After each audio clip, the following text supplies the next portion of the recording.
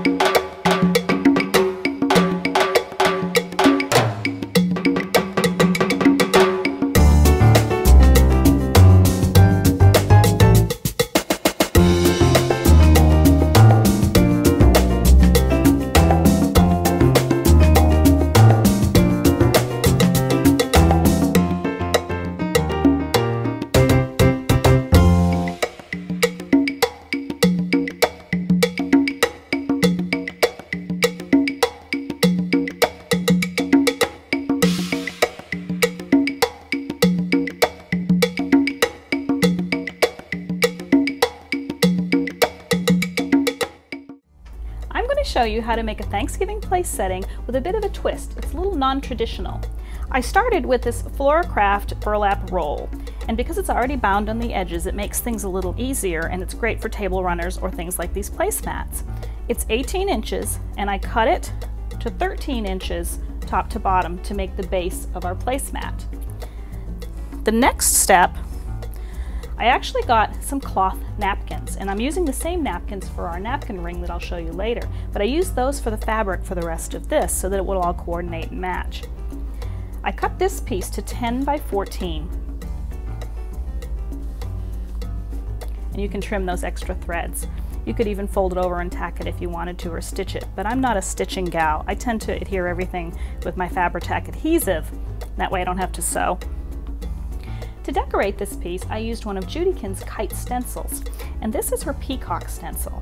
And it's really pretty if you use it as it's intended, as a stencil, and place it on, and it fills out the feather portion. But I didn't want the feathers, I actually wanted the outline. So I did a little of mad scientist experimenting like I always do, and I came up with an idea. I used this Design Master copper spray paint. I love these metallic colors that they have. And I took it outside to a ventilated area because it takes a lot of spray paint and a lot of fumes. And I actually sprayed the entire surface of the stencil with a good heavy coat of this metallic spray paint. You have to work fairly quickly, and you have to make sure you have a good heavy coat.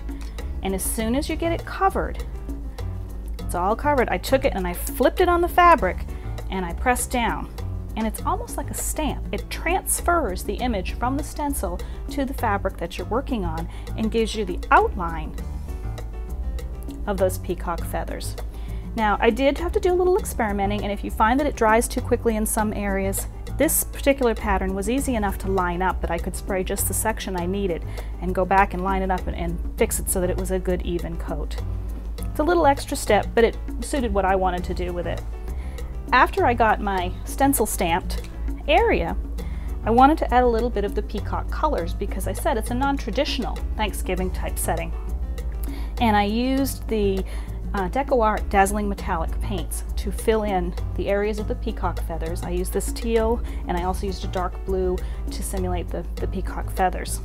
And I went ahead and did it on all of those areas and just let it dry. I forgot one step.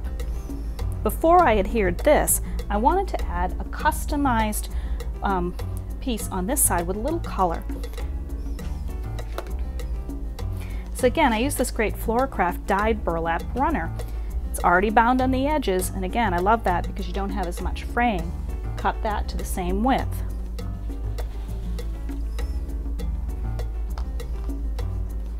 And to add our customized lettering, I used Craft Attitude printable film. I used a variety of different fonts on my computer and put them all onto an 8.5 by 11 size to match this. Before you print the film, make sure you reverse anything with text so that it will show the right way once you adhere it. I printed it out, and then I used the Design Master Tac 2000, sprayed that over it. One tip that I've found that makes working with it a little easier, before I spray it, I will go ahead and start to lift the corner of my craft attitude on a couple of corners. And then I spray it with my adhesive, centered it on, pressed it, and then peeled it off. Now I'm going to bring this one in to show you. I did have to use 2 pieces and piece it, but it gives you a great customize with Thanksgiving words along this back side. And then I went ahead and layered this piece on. Because I'm a dimensional girl and I love to add details, I went ahead and did the next step, which was using my Sizzix die cut to make these embellishments. And now I'll show you how I did that and made the matching napkin ring. So to make our dimensional accent, I went ahead and I used my Sizzix Big Shot machine, and we're going to show you in another video how to use this machine. And I used this great pine cone and leaf bough die. I didn't want to go the traditional leaves route because, again, it's non-traditional, peacock colors and pine cones. The pine cone die itself comes out as a little coil, and there are instructions on the box on how to put it together, but basically you hot glue it to the end of like a toothpick, and then you're going to roll it and continue, and then cut the toothpick off. And once you have that piece, you can go ahead and just peel back some of those little layers to give it that pine cone feel. I did it with fabric. You could do it with paper obviously also. And I made a number of those to embellish this and our napkin ring. Now for the pine boughs, I didn't have any more green fabric, and I didn't want to cut up any of my napkins, so I had to put my thinking cap on and say, what can I do? I always have muslin on hand. And I came up with this idea that I really like, and since I always have spray paint on hand, I went to my Design Master spray paint, and I had this great hunter green color. So I literally just spray painted some of the muslin with a couple of coats of the hunter green. I did do the front and the back. I didn't really saturate it because I didn't need to for this application, but it's a great way to custom color fabric quickly and easily to use on a number of craft projects. So once it was painted and dry, I went ahead and die cut multiple of the pine boughs, and then I just layered them around our little peacock stencil stamped area and adhered them with the Fabri-Tac again and placed my little pine cones on. I wanted to make a coordinating napkin ring. And to do that, again, I used a strip of that already blue burlap and a little strip of brown fabric that I just tore because I wanted the rough edge look to match the rough edges of the burlap. And that makes the base. From there I built up. I did some more of the little pine boughs and a few of the little pine cones that I glued on with the Fabri-Tac. And to make our peacock, to kind of bring our theme all together, Floorcraft has these adorable little burlap birds. They have a little clip on the back so you can use them to attach to things or attach them to maybe your holiday tree. But I just love them. But I wanted to give them that peacock pizzazz.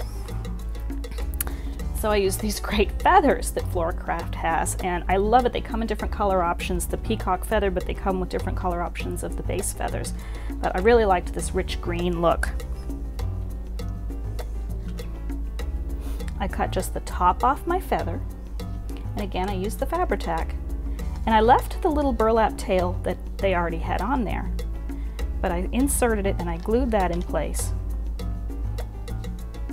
And then I cut from the remaining piece just some of the little single green feathers and tucked and glued that. I used the glue to hold them and tucked those in around so that you get a burlap bird with a bit of a peacock feel. And it just ties in the back. I inserted my napkin and my silverware, and it ties in the back. The way I have it set up, when I originally planned it, I had planned on it setting like here so that the pine boughs kind of connected. But then I discovered once you set your table, I love my cobalt dishes and this theme goes so well with it. It's also really pretty if you set this right on your plate and it continues your theme. It gives you a custom way to make your holiday table pretty with a bit of a twist on colors for Thanksgiving.